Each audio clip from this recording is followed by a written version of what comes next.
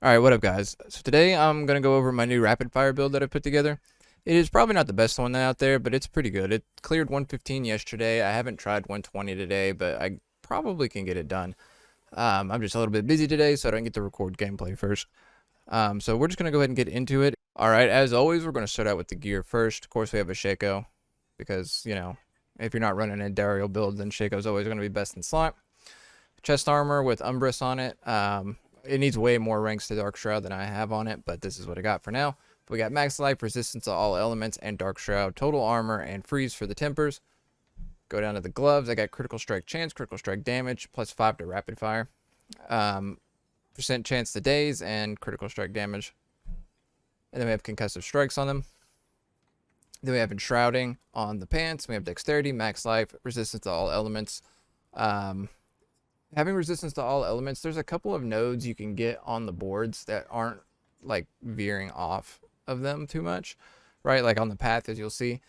But I recommend getting it on your clothing just because like you just want straight pass when it comes to the Paragon board, in my opinion, right? Because if it was up to me, I wish I could fit one more board on there, and that'd probably be the next step, is to figure out how to do that. So I recommend resistance to all elements on your, at least on the pants. And then I can't remember if I said this or not, but we have total armor and chance to slow.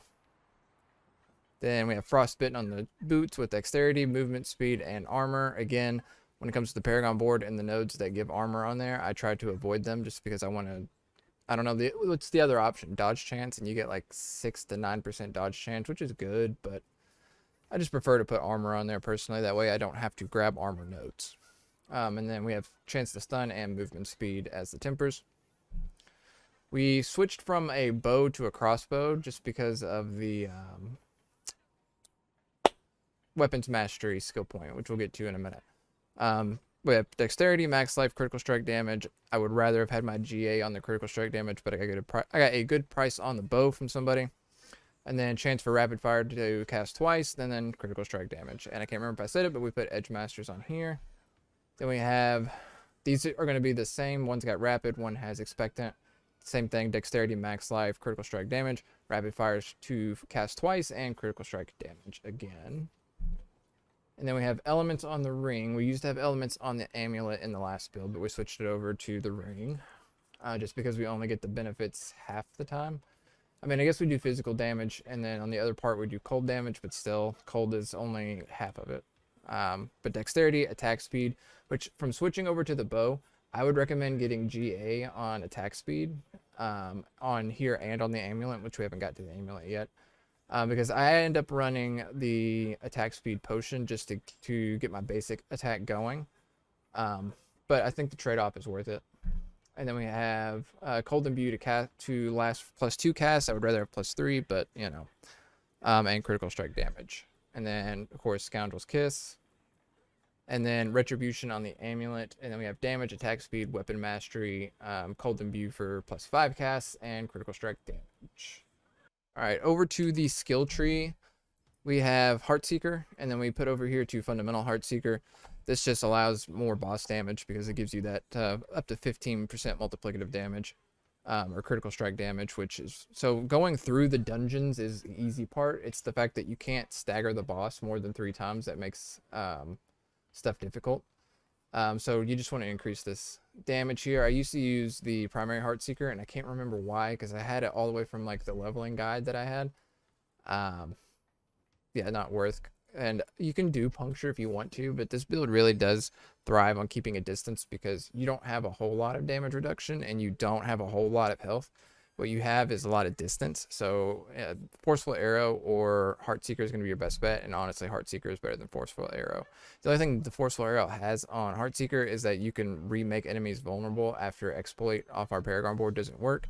So I've thought about it, but it doesn't have any other effects. So, but it's worth looking into. Plus, you can just kind of like fire into nothing and get your combo points up because of the fact that the Heartseeker will essentially heat seek something. Then we have 3 points into sturdy, of course. Everything we can into rapid fire, and then we use advanced rapid fire. So this is why we switch over from the crossbow. So 35% increased critical strike damage to me was better than 28% increased damage to vulnerable enemies. Because as I was saying about the bosses, right? they're only vulnerable for a short period, and then you have to wait 20 seconds. Well, they're vulnerable for what, 5 seconds, I think. So there's just a period.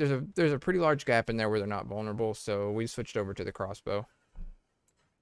Caltrops over to enhanced caltrops, but we don't need to chill them anymore, and we don't need increased critical strike chance. Which honestly, caltrops I don't use it a whole lot, but it is what it is.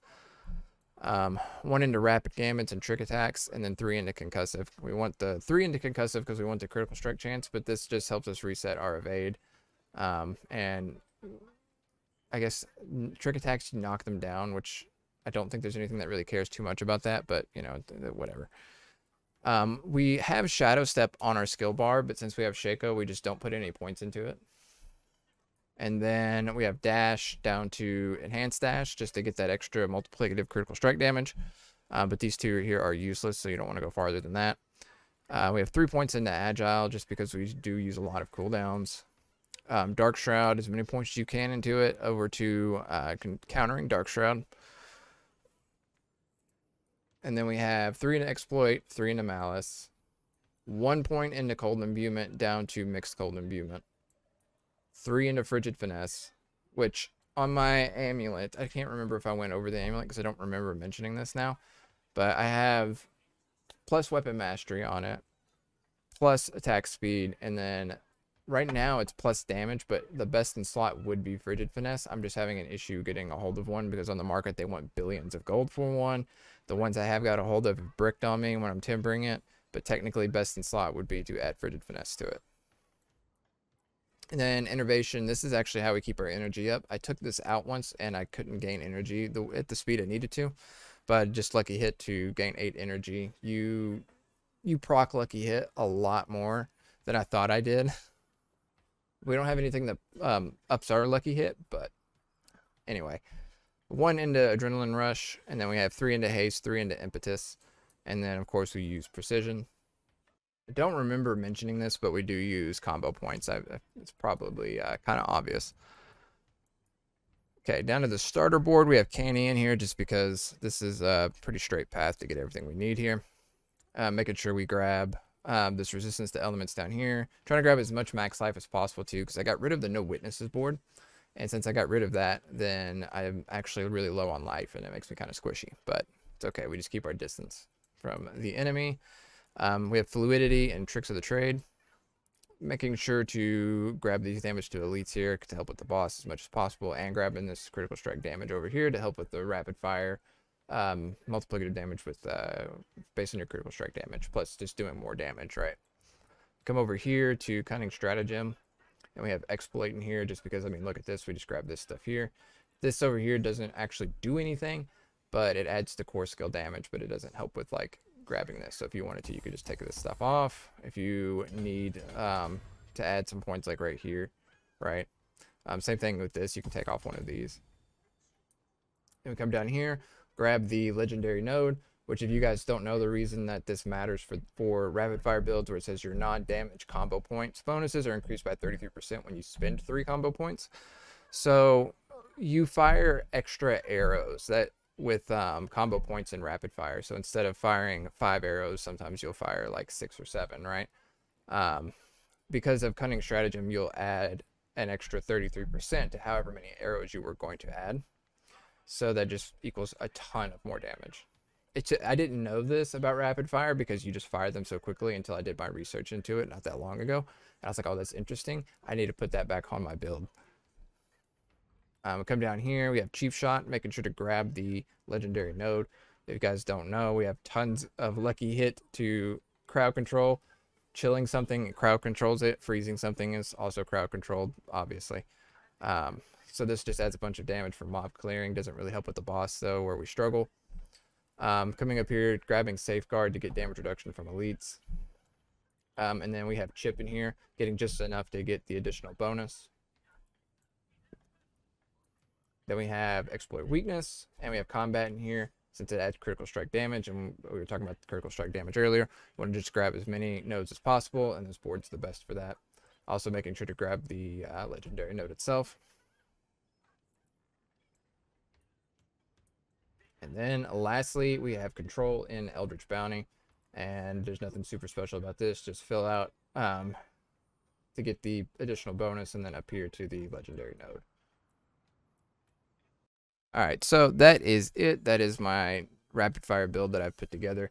One thing I wish I could do is have one more board, so I could put Ranger on there to get that 10% damage reduction when holding a bow. But besides that, the build does pretty good. I don't know how far it can push. Like I said yesterday, I did 118. I said 115, but I did 118 without recording it. And I haven't tried anything else today. Today's a busy day for me. Actually, next week's gonna be pretty busy, so I might not put out as many videos as I was. But anyway, I appreciate anybody that watched. Make sure you do all that generic YouTube stuff, the like, comment, subscribe, all of that, and I will catch you guys in the next one.